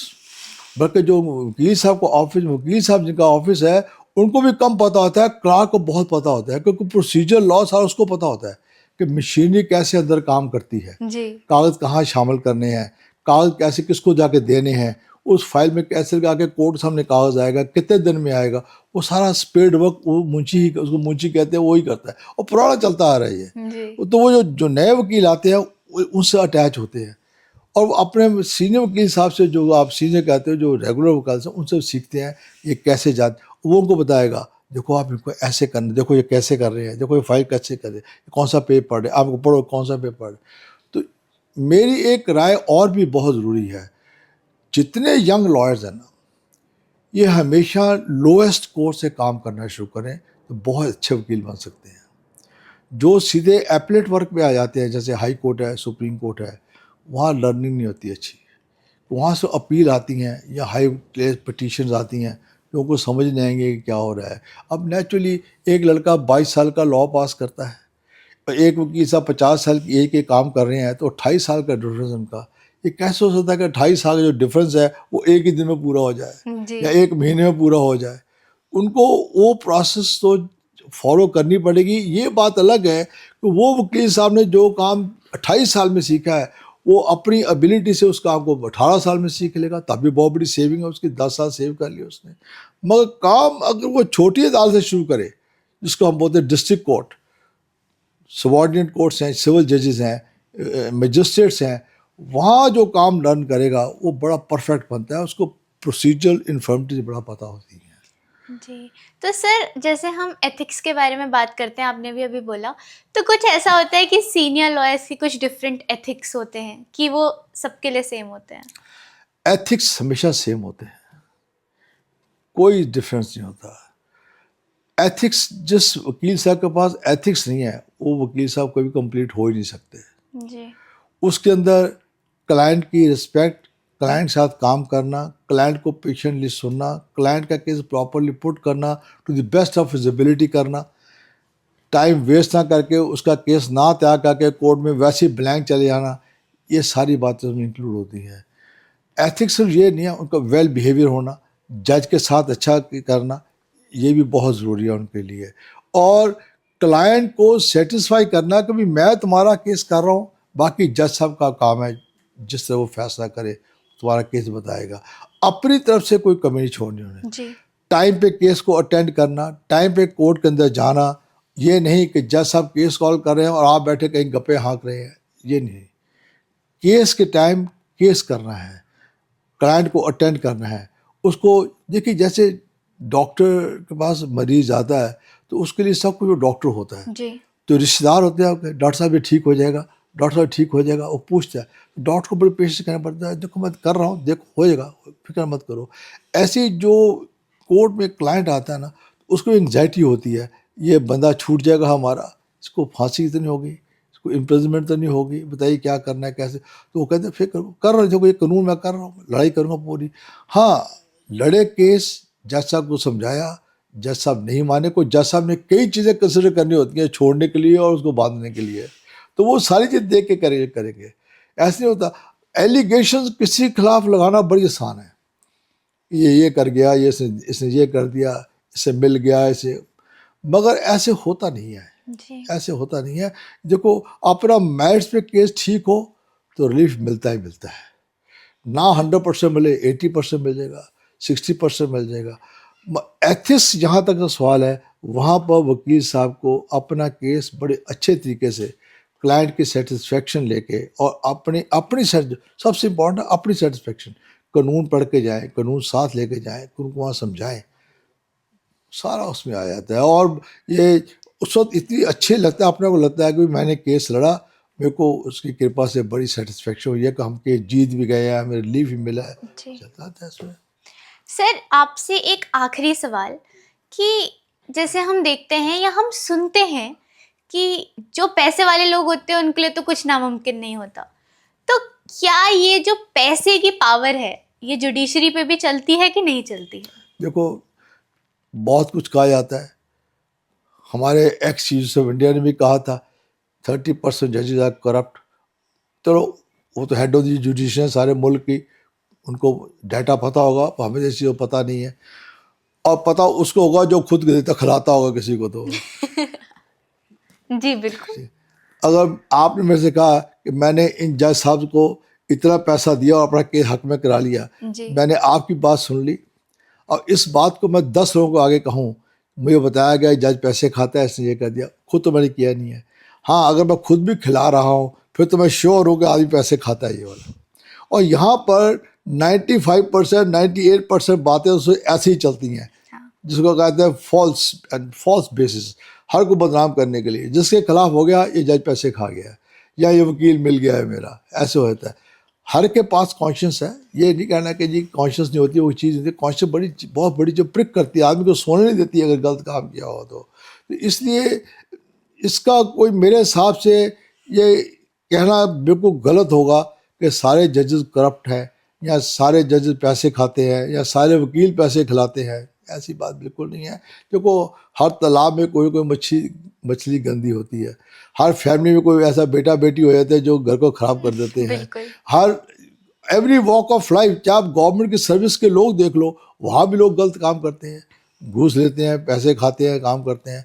अब ये कोई सारा डिपार्टमेंट, डीडीए का इतना बड़ा डिपार्टमेंट है, सारी करप्ट है, ये तो बात नहीं मानी जा सकती। सारी गवर्नमेंट करप्ट है, ये बात मानी नहीं जा सकती। आजकल हमारे जो हेड ऑफ द गवर्नमेंट है, देखिए वो कितने साफ सुथरे हैं, लोग सब उनके गाने गाते हैं, उनको यकीन करते हैं जो कह रहे हैं ठीक कह रहे हैं, कह रहे हैं।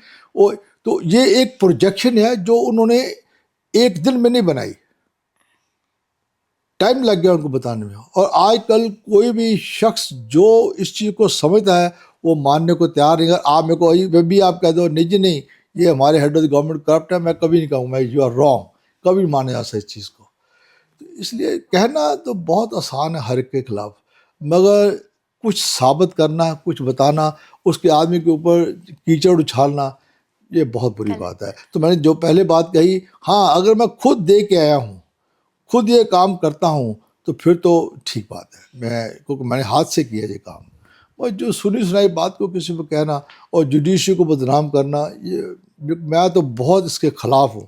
Judiciary, I tell you very honestly, अब मेरी इतनी लॉन्ग प्रैक्टिस हो गई है, ऐसा कुछ नहीं है। लोग इतने शानदार भी आए हैं, आप हमारे यहाँ पूजने लायक जजेस आए हैं, पूजने लायक। आप भगवान को मानते हो, उनकी मूर्ति रख के पाठ रख के उनका करते हो, पर यहाँ जजेस भी ऐसे हैं सुप्रीम कोर्ट से रिटायर हुए हैं जो वाकई पूजने के लायक हैं। उनके साथ मिलो, दिल रूह खुश हो जाती है उनको मिल के। इतना अच्छा फैसला भी करते हैं, बहुत अच्छा, बड़ा जस्टिसेबल व्यू भी लेते हैं कोर्ट के अंदर वो, और लोगों को रिलीफ भी देते हैं। ये नहीं देते हैं, उनकी अपनी कोई लिमिटेशन है, कानून के बाहर वो भी नहीं जा सकते, क्योंकि वो पुराने अकबरी राज नहीं है ना, जो कह दिया वो कानून है, वो चीज़ नहीं है। तो वो भी कॉन्स्टिट्यूशन के मुताबिक, लॉज के मुताबिक चलेंगे। मगर है जजेस हमारे पास, हम we are thankful to all those people जिन्होंने हमारी जुडिशरी को इतना अपलिफ्ट किया है, इतना ज़्यादा अपलिफ्ट किया है कि जो लोग मानते हैं उनका फुल फेथ है उनके अंदर, ये ठीक करेंगे, गलत काम नहीं करेंगे, क्योंकि उनकी सीट पे बैठे हुए उनको पता है कि मेरी क्या ऑब्लिगेशन है, मैंने कैसे करना है। आप अपनी ड्यूटी डिस्चार्ज कर रहे हो एज एन एडवोकेट, क्योंकि आप प्रेजुडिस्ड हो, मैं अपने क्लाइंट को बचाऊं, उसको रिलीफ दिलवाऊं। उन्होंने दोनों तरफ देखना है। ये नहीं होना चाहिए कि इनको तरफदारी करते वो उनको नुकसान पहुंचाते हैं, तो वो भी एक पाप है उनके लिए। इसलिए मेरे ख्याल से ये कभी इस चीज़ को उछालना नहीं चाहिए किसी गलत आदमी के कहने पे, ये वो कर गया, ये वो खा गया, ये बात गलत है। पावर भी काम करती है क्या यहाँ पे? देखिए, मैं खुद तो कभी रहा नहीं हूँ। अच्छा। मैं कहूँगी कि मैं पावर मेरे पास थी, मेरे पास तो पावर एज एन एडवोकेट ही है, एज ए सीनियर एडवोकेट है। अब देखो, हमारे पास एडवोकेट्स एक्ट है, पुराना कॉन्सेप्ट इंग्लिश लॉ से चलता आ रहा है, अब हमारे एक्ट में भी है। जी। उसके अंदर ये है कि एक तो एडवोकेट एनरोल होते हैं बार काउंसिल की, जो स्टेट की बार काउंसिल है, उसके साथ जब तक आप एनरोल नहीं हो तो आप प्रैक्टिस नहीं कर सकते, आपको लाइसेंस नहीं मिलेगा। During the course of practice जजेस फील करते हैं आप एक ऐसे वकील हैं जो point of law, point of constitution में बात करते हैं, और आपकी वो एक रुतबा आपके अंदर आ गया है, तो आपको कहते हैं जी आप हमें कंसेंट दो, हम आपको सीनियर एडवोकेट डेजिग्नेट करेंगे। जी। तो वो कुछ एडवोकेट हैं जो बनाए जाते हैं सारी क्लास में से, वो टाइम बनाए जाते हैं, तो वो उनको फिर हम कहते हैं सीनियर डेजिग्नेटर। सीनियर डेजिग्नेटर्स की कुछ अपनी कुछ और अख्तियार होते हैं, उनको प्रिविलेजेस होती हैं, वो एक्सरसाइज करते हैं सब। उनकी यूनिफॉर्म जो है वो जज साहबान के साथ एक जैसी होती है, जो हाई कोर्ट जज साहब, सुप्रीम कोर्ट जज साहब की यूनिफॉर्म है, वही यूनिफॉर्म सीनियर एडवोकेट की होती है। ये तो है प्रिविलेजेस सीनियर एडवोकेट्स की। जहाँ तक सवाल रह गया इस बात का कि जो आपने सवाल किया कि पावर का, देखो सीनियर एडवोकेट हो कोई हो, पावर में कुछ नहीं होता, सेल्फ इम्पोज है जो है हम। मगर चाहे वो गवर्नमेंट के अटॉर्नी जनरल हैं, सबसे नंबर 1 काउंसिल हैं, जो फिर सोलिसिटर जनरल भी हैं, पावर उनके पास भी नहीं है, वो भी अपनी इंस्ट्रक्शंस के ऊपर चलते हैं। जो सरकार की इंस्ट्रक्शंस आती हैं कि आपने ये कोर्ट में कहना है, ये हमारा रिकॉर्ड है, इससे आप कुछ नहीं कह सकते, तो वो वही बात कोर्ट में करते हैं। अब पावर किसकी है? सरकार की, आप कह रहे हो।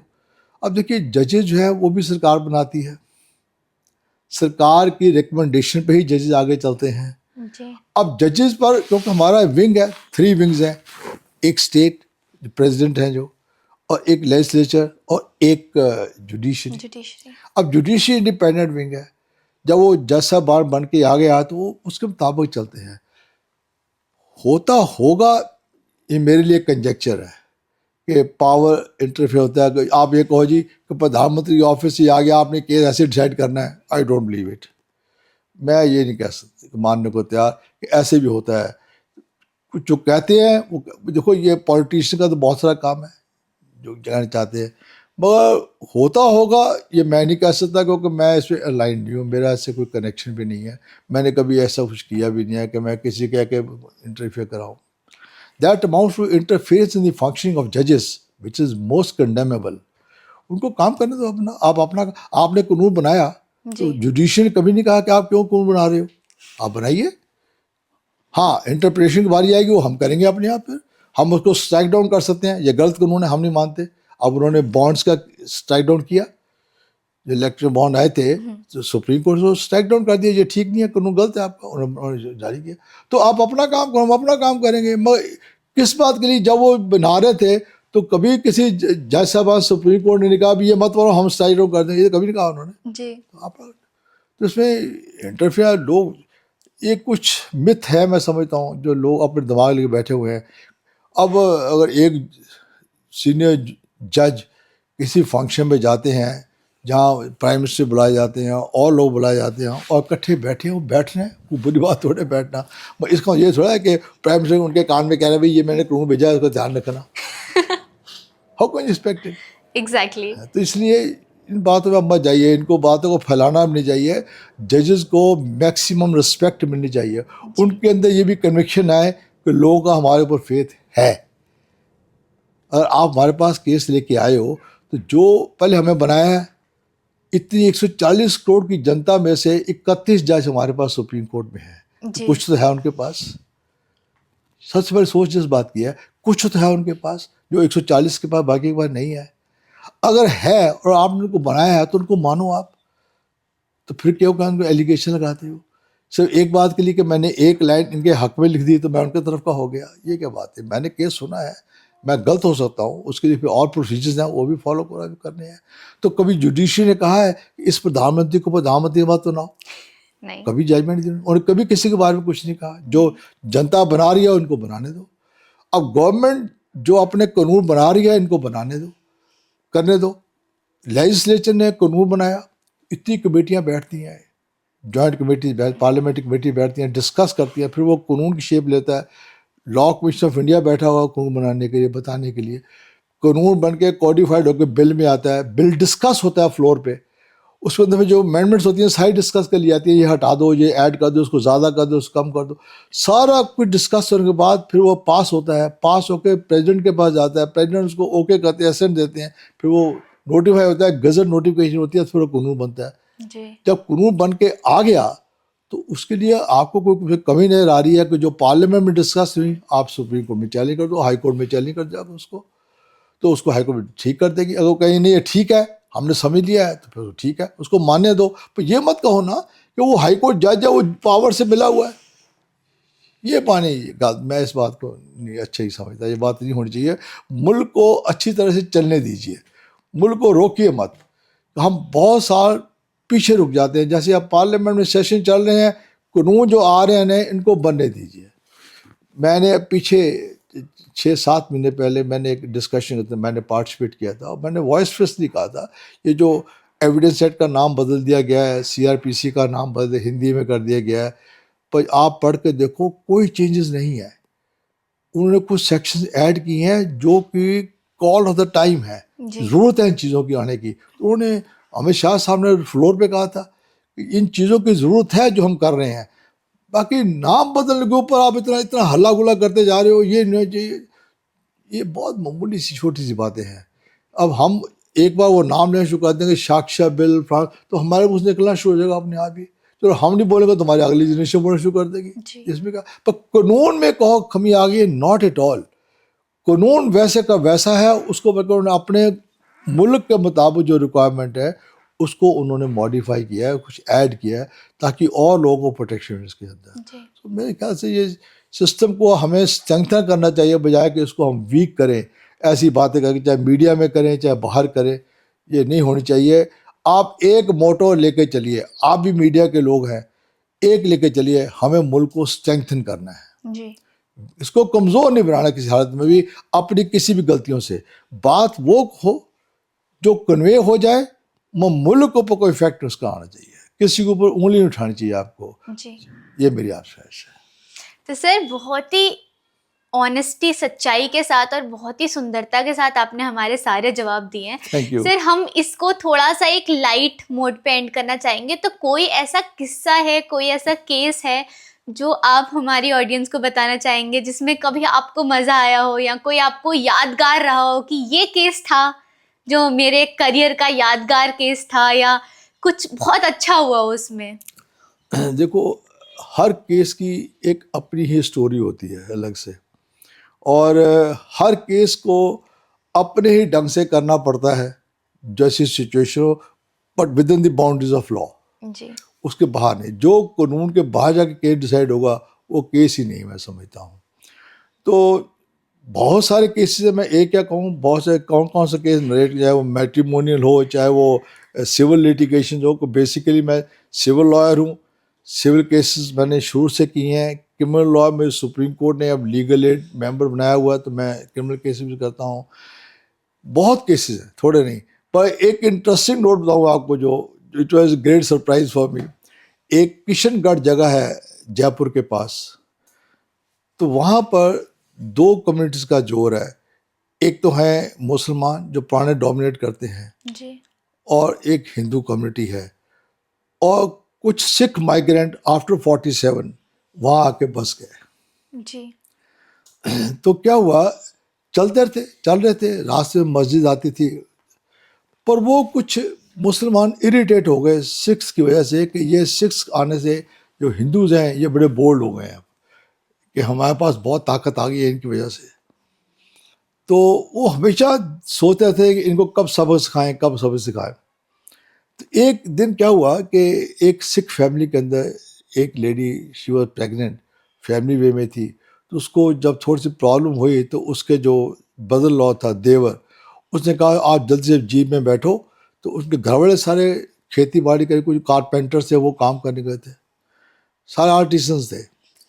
तो वो जी मोबाइल उसने लिया, तो आपने फ़ोन किया अपने ब्रदर को, जिसकी वाइफ थी वो, कि ऐसे ऐसे मैं उनको हॉस्पिटल लेके जा रहा हूँ, इनको पेन्स बहुत हो रही हैं, तो मैं जाए। जब वो आगे आया तो आगे एक मुसलमान रेड़ा लेके खड़ा था। तो उसने कहा मियाँ जी इसको हटाओ, मेरी भाभी बहुत प्रॉब्लम में है, तो जरा इसको जल्द से हटा दो इसको। तो वो बदतमीजी से बोला आगे उसको, ऐसा बोला, उसने शोर मचाया तो सारे मोहम्मदन मस्जिद में से निकल के बाहर आ गए। इधर से इसने भी आवाज़ लगाई, उनकी भाभी को बहुत प्रॉब्लम हो रही थी। तो वो आए, उन्होंने कहा भी इसमें कोई झगड़ा करने की बात है, तुम रेड़ा हटा लो, जी बाहर ले जाएंगे, फिर आप जो हम करते रहो। उसकी बजाय ये हुआ कि वहाँ काटना शुरू कर दिया, उसे तलवार मारनी शुरू कर दी, और उन्होंने वो लोग, उनके भी आगे हस्बैंड भी आ गए, 4 आदमी वहाँ कत्ल कर दिए गए। उस लेडी को ले जाना तो इतना मुश्किल था, वापस घर लेके गए। वो एक और किस्सा है क्या हुआ, वो मर्डर हो गए, पुलिस आ गई, उन्होंने पकड़ लिया। 31 आदमी टोटल अरेस्ट कर लिए मोहम्मदन कमेटी के। तो डिस्ट्रिक्ट कोर्ट में, सेशन कोर्ट में केस चला, तो उन्होंने 29 आदमियों का लाइफ इम्प्रिजनमेंट दे दी। बड़ा इंटरेस्टिंग केस है। और वो उसके बाद उन्होंने हाई कोर्ट में अपील करी। हाई कोर्ट के अंदर उन्होंने 9 को और छोड़ दिया बेनिफिट ऑफ डाउट देके, और 20 आदमियों का लाइफ इम्प्रिजनमेंट कर दिया। वो सुप्रीम कोर्ट आ गए। अब जिनको क्विटल हो गई उसके लिए SGPC जो है, अमृतसर श्रोमणी गुरुद्वारा प्रबंधक कमेटी, उन्होंने कहा ये हमारे पास तो खर्चा ही देने के लिए है, वकील साहब हम कहाँ लड़ेंगे। उन्होंने कहा हम आपका केस टेकअप करते हैं। उन्होंने मेरे को इंस्ट्रक्शन दीजिए, आप लड़ो केस चल के। हमने यहाँ अपनी काउंटर अपील फाइल करी एक्विटल के अगेंस्ट। तो उन्होंने कहा ये हम सारे केस इकट्ठे सुन लेंगे, आप आ जाओ। तो 1 साल के बाद सुनवाई हुई उस केस की।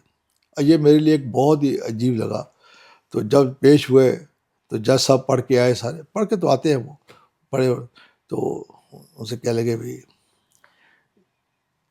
आपने अपना केस पढ़ा है? वकील साहब से कहा तो हाँ जी हमने केस पढ़ा है, अपने ये इनको भी रिहाई होनी चाहिए। तो मैंने कहा जी कोल्ड ब्लडेड मर्डर है। और उन्होंने एक सवाल किया, देखो सब ने नहीं मारा, यहाँ तो 29 के अगेंस्ट 29 कत्ल होते तो सब एक एक मारा। 4 आदमी मरे हैं, 29 आदमी थे, 31 थे, 2 छूट गए पहले ही। होस्ता कुछ खड़े थे दूर, वो तमाशा देख रहे थे, कह रहे हो मारो मारो मारो। अब उनके लिए भी वो सजा जो इन्होंने इनको दी है जी। तो उन्होंने कहा नहीं, हमारा जो माइंड कहता है, उन्होंने बड़ा ओपनली कहा, हमारा माइंड कहता है जो छूट गए वो छूट गए, जो लग गए उनको अंदर रहने दो। दैट वाज मैं को बताओ, उनका इनकी अपनी एक maturity of application of mind है, जो उन्होंने कहा जिनको छोड़ दिया चलो छोड़ दिया, अब इनको हम नहीं लगाएंगे, आप भी अंदर जाओ। अब जो फंसे हुए हैं इनको अंदर आने दो, सबको लाइफ में, और किसी की सजा कम नहीं करी। तो अपील, दोनों तरह की अपील डिसमिस्ड। तो this was one of the very interesting. मैं कहता तो हमने इसमें क्या तैयारी कर दी है, हमने क्या फैसला कराना है, इसमें क्या कानून की एप्लीकेशन है, कुछ भी नहीं है। पर उनका माइंड जो है ना, लीगल माइंड जो है, हाँ। जो ऊपर 2 जज बैठे हैं, उनका माइंड ये कह रहा है इनको छोड़ना नहीं है, क्योंकि आदमी तो मरे हैं। और किस प्रिटेक्स्ट पे मरे हैं कि मैंने अपनी भाभी लेके आनी है हॉस्पिटल जी। और जो छूट गए हैं। अब जब 2 कोर्टों ने कहा है कि भाई ठीक है बेनिफिट ऑफ मिलना चाहिए, होता है जब बाहर खड़े हों, होता है छत पे खड़े हों, पुलिस सारे पकड़ लिए, पुलिस ने कोई चांस नहीं लिया, तो इनको छूटे रहने दो, ठीक है इनको बाहर रहने दो। बट अदरवाइज बड़े मैट्रिमोनियल केसेस किए हैं, बहुत ज़्यादा सिविल केसेस बहुत किए, रिट्स बड़ी के, सर्विस मैटर्स बड़े किए, बहुत। हर केस का एक अपना ही एक पहलू होता है, उसमें वो डिसाइड होता है। But this is some of the very interesting incidents मैंने जो आपको एक सुनाया। Thank you. बस ऐसे ही है। नहीं सर, बहुत इंटरेस्टिंग केस था ये, जो एंड का आपने एंड करा, जो जज साहब की मेंटालिटी की, जो छूट गए ना छूटे रहने दो, बाकियों का अंदर रखो। तो बहुत कम ऐसे सुनने में मिलता है, बट ये बहुत अच्छा मेरे लिए लगा। बड़ा अजीब था उसको सुन के, ये क्या फैसला हुआ देखो जी। But sir thank you so much हमारे साथ जुड़ने के लिए, आपने हमारे लिए टाइम निकाला, उसके लिए बहुत बहुत धन्यवाद। आपकी नॉलेज हमारे और हमारे यूथ ऑडियंस के बहुत काम में आएगी और उन्हें बहुत कुछ सीखने से मिलेगा इनसे। मैं जो एक मैसेज दूंगा आपके थ्रू, बिल्कुल। आप यूथ को ये मैसेज ज़रूर दो, यंग लड़कों को, आप ओवर एक्साइट मत हो, नंबर जी। 1। नंबर 2, अगर पढ़ाई ख़त्म कर ली है तो ये मत समझो कि सबसे ज़्यादा आप ही इंटेलिजेंट लोग हो इस मुल्क के अंदर, और उस एक्साइटमेंट के अंदर आप सबको कंडेम करो या फ्रस्ट्रेट हो जाओ कि हमारी सुनी नहीं जा रही है। अरे आप नहीं आगे संभालना है सब कुछ। ये जो आज ऊपर बैठे हुए हैं ये तब तक नहीं रहेंगे, संसार का सिस्टम चलता है। तो आप अपने को मेंटली ऐसे तैयार कीजिए, उनकी जो एक्सपीरियंस है उसमें से निकाल कर निचोड़ के अपने पास रखो, और उस सिचुएशन में कैसे अप्लाई करना है। क्योंकि ये जो आज पावर में है, सबसे टॉप पे बैठे हैं, ये भी पहले तब बच्चे थे जब उससे पहले वाले बैठे थे। तो उनको इन्होंने ट्रांसफॉर्मेशन करी अपनी अकल के मुताबिक, अपने सिचुएशन के मुताबिक। आप भी अपने आप को तैयार कीजिए, जी। बड़ों को कंडेम मत कीजिए, बड़ों के साथ मिलकर चलिए और उनमें से सारी चीज़ें निचोड़ के संभाल कर अपने पास रखो, ताकि आप उन चीज़ों को आगे जाकर इम्प्लीमेंट कर सके। मैं आपको छोटी सी बात ख़त्म करता हूँ कि mister Jaitley, Arun Jaitley, we are contemporaries in the law college. हमने को प्रेसिडेंट बनाया था यूनिवर्सिटी का। तो देखो हमारे साथ चले आगे और कहाँ पहुँचे, बड़े एक काबिल वकील भी साबित हुए, लॉ मिनिस्टर भी साबित हुए, फाइनेंस मिनिस्टर भी साबित हुए, डिफेंस मिनिस्टर भी साबित हुए, कितने अच्छे बने, लोगों सब ने उनको प्यार दिया। तो उन्होंने ये नहीं कहा कि जो ऊपर मेरे बैठे हैं वाजपेयी साहब या अडवाणी साहब, ये सब मूर्ख है, मैं ही सबसे ज़्यादा लायक हूं। नहीं, उनके साथ साथ चलते रहे, उनको मानते चले गए। वाजपेयी साहब की आज भी रिस्पेक्ट है, पुराने लीडर जितने भी हैं उन सबकी रिस्पेक्ट है, क्योंकि उन नरसिम्हा राव को कितनी रिस्पेक्ट करते हैं, क्योंकि सब ने अपने पास वो चीज़ें लेके साथ साथ आते रहे। जब हमें मौका मिलेगा लाइफ में कभी बनने का, सबको मौका तो नहीं मिलता, ये डेस्टिनी है। मगर जो बने उन्होंने उस मौके को तराश के वो काम वहाँ शुरू कर दिया और उसको बेटर वे से किया। और वही इंसान अच्छा है जो मुल्क की नब्ज़ समझ के और हालात समझ के उसको वहाँ चलाए। अपने तरीके से कि मैं 40 साल ये पहले करता था, that need a tie to past, वो एक्सेप्टेबल नहीं है। मुल्क को आगे लेके चलना है, ना कि उसको पीछे लेके चलना है। तो इसलिए ज़रूरी है आप यूथ को हमेशा अपने प्रोग्राम में इनको इनकरेज कीजिए। मुल्क आपका है, मुल्क आपने चलाना है, मगर आज जो चला रहे हैं उनको चलने दो, रोको मत उनको अपनी गलत एक्टिविटीज़ के साथ। इससे मुल्क को नुकसान होता है, मुल्क में डिस्पैरिटीज़ आती हैं जो नहीं होनी चाहिए।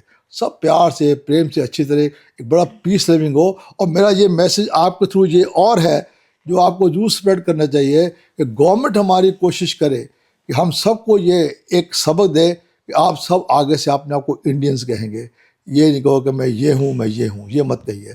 हर यूथ, हर लड़की, हर लड़का, छोटा बच्चा, बड़ा, सबके लिए मैंडेटरी हो से आई एम एन इंडियन। उससे एक इतनी वननेस आपस में आएगी, फिर आपको ये नहीं कहना पड़ेगा कि आप कौन सी जाति की हैं, कौन से धर्म की हैं, किधर से आई हैं। अपने आप को जो मर्जी करो, आपको किसी ने स्टॉप नहीं करना है कि आप क्यों ईसाई धर्म को मानती हो, क्यों हिंदू धर्म को मानती हो। कोई सरकार को कोई फ़र्क नहीं पड़ता इन चीज़ों से, आप मानो। बस कोई भी धर्म ये नहीं कहेगा कि आप मुल्क को डिग्रेड करो, आप मुल्क को मिलाइन करो, कोई आपको ये नहीं कहेगा।